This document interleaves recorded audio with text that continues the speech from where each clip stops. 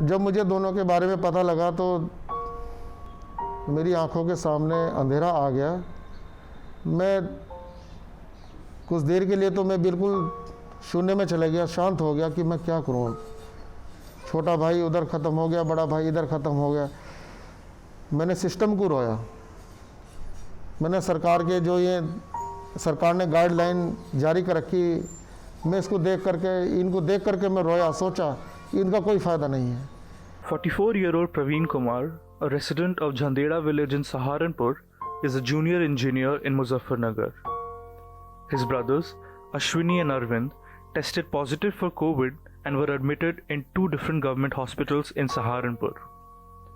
They died in the early hours of April 27th, and Praveen pins the blame on the hospital's incompetence and neglect.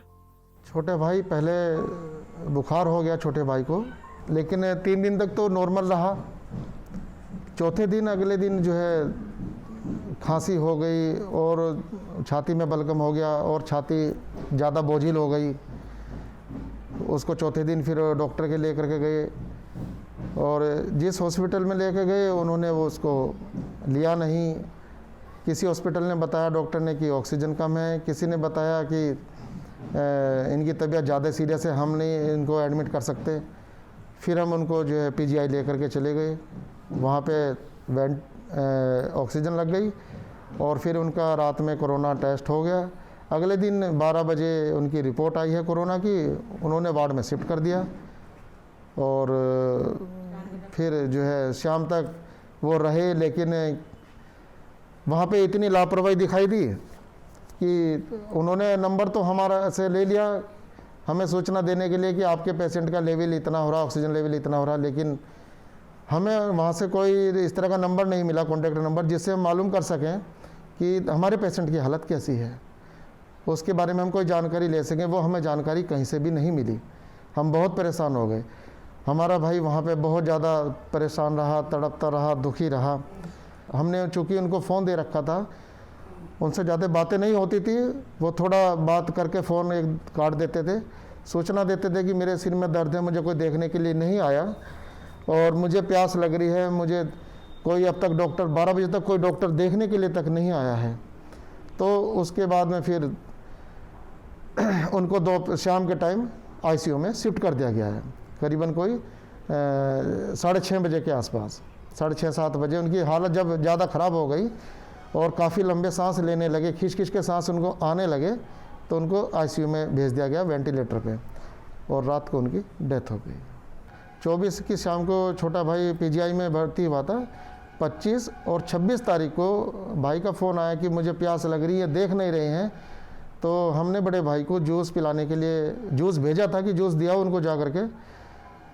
तो मेरे भाई बिल्कुल ठीक थे, seasonally normal खांसी थी, जैसी आजकल मौसम उतार चढ़ाव में खांसी हो जाती है। वो वहाँ पे गए उनको जूस देने के लिए, चूँकि वो वहाँ पे किसी को जाने नहीं देते कोविड वार्ड में, तो वो ऊपर तक वार्ड बॉय को देने के लिए चले गए और चूँकि लिफ्ट ख़राब थी तो वो सीढ़ियों से चले गए ऊपर 3री मंजिल पे।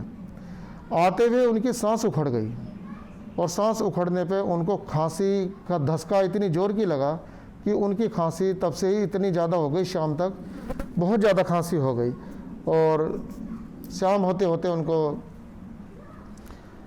जो है हॉस्पिटल ले जाना पड़ा। शाम को 7 बजे के आसपास, 7:30, हमने जितने भी तमाम हॉस्पिटल थे, मैं नाम बता सकता हूँ, विब्रो, मेडिग्राम, सक्षम, मोहन पांडे, तारावती, किसी ने कहा बेड नहीं है, किसी ने कहा ऑक्सीजन कम है हम ले नहीं सकते, किसी ने कहा कि जो है हमारे यहाँ वेंटिलेटर नहीं है, और इस तरह की बातें करके जो है उन्होंने हमें किसी ने एडमिट नहीं किया और फिर हम उसको जिला अस्पताल लेकर के गए सरकारी हॉस्पिटल में।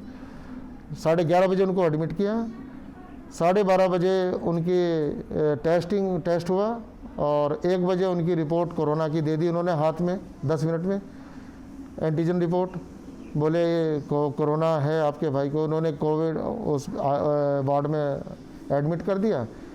उसके बाद में फिर वो भी 2-2:30 बजे एक्सपायर हो गए। और बड़ा भाई जो सहारनपुर ही जिला अस्पताल में था, वहाँ पे भी हम जब उनको लेकर के उन्होंने हमारे हाथ में कोरोना की रिपोर्ट दी तो हम बहुत देर इंतज़ार करते रहे। हमने कहा कि भाई इनको कौन लेकर के जाएगा? बोले आप लेकर के जाएंगे।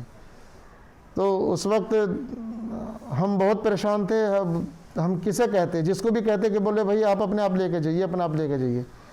बड़ी मुश्किल से हमें व्हील चेयर मिली है, कहीं से व्हील चेयर लेकर के आए हैं मरीजों के बीच से, और भाई को उस व्हील चेयर पर लेटा करके हम कोविड वार्ड में लेकर के गए। खुद मैं लेकर के गया हूँ, और वहाँ पे हमने उनको एडमिट किया। अंदर जा कर के हमने देखा कि वहाँ पे इतनी घोर लापरवाही, इतने बेड है वो भी गंदे पड़े हैं सारे, चादर किसी पे ढंग से नहीं है, कहीं किसी का मास्क रखा हुआ है। हो सकता है कोई पेशेंट थोड़ी देर पहले उठ के गया हो तो उसका भी मास्क रखा हो। वहाँ पे ऑक्सीजन सिलेंडर भी ऐसे उलट पुलट तरीके से रखे हुए हैं। मैं और मेरे चाचा के लड़का दोनों ने ही उसको व्हील चेयर से उठा करके बेड पे लेटाया, चादर ठीक करी। उनका जो मास्क रखा हुआ था किसी का, वो हमने एक साइड डाला।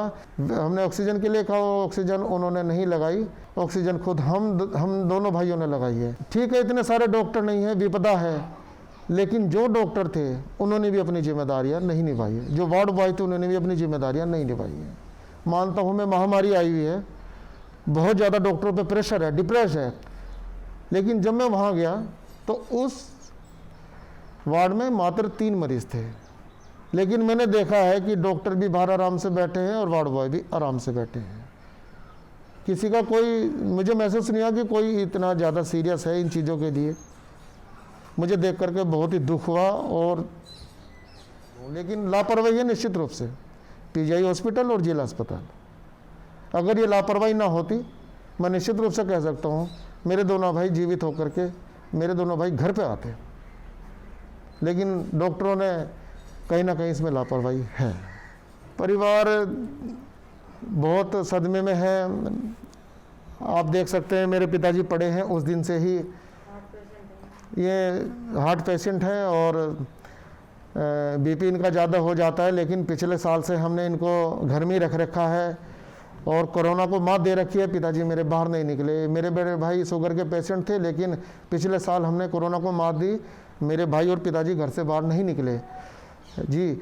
और इस बार ये बात हो गई कि भाई को जूस देने चले गए, सरकार का सिस्टम वहाँ पे ख़राब हो गया, लिफ्ट ख़राब हो गई, सीढ़ी से चढ़ के गए, उनकी सांस फूली और वो परेशानी में आ गई।